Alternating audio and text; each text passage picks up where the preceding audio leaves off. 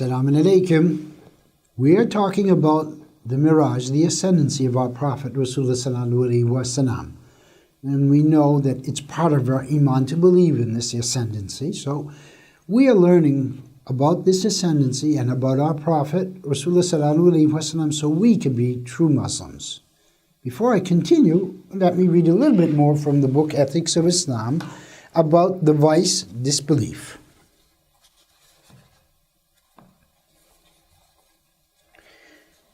A deliberate practice of any deed which is known to be a cause of kufr, disbelief, results in kufr. There are many scholars who say that it will also cause disbelief even when one does not know that doing that deed will cause disbelief. Let us continue. Jabrâil knocked on the gate. It was queried, "Who is this?" "I am Jabrâil." And the one next to him, "Who is he?" "He is Muhammad ﷺ." Was it the wahy and mirage invitation sent to him for the ascension? Yes, it was. Then they said, "Merhabâ, welcome to the person that came.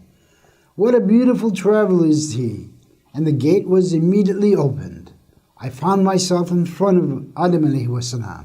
He said to me, "Merhabâ, welcome," and prayed.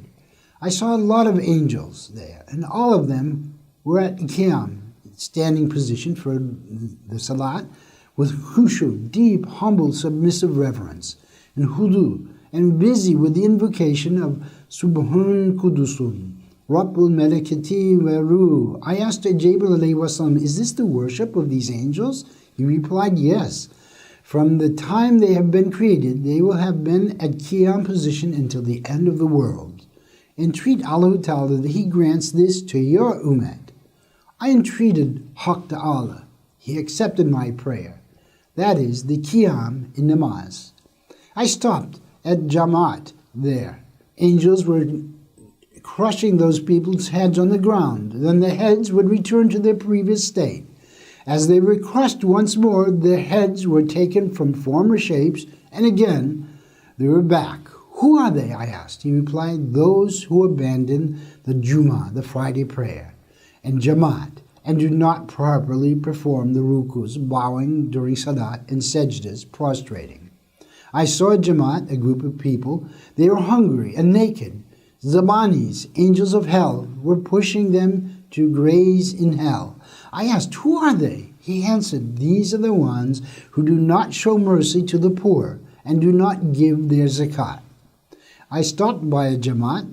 There were delicious foods in front of them. Apart from these foods, there was carrion, rotten flesh. They left those delicious foods and were eating the carrion. I asked, "Who are they?"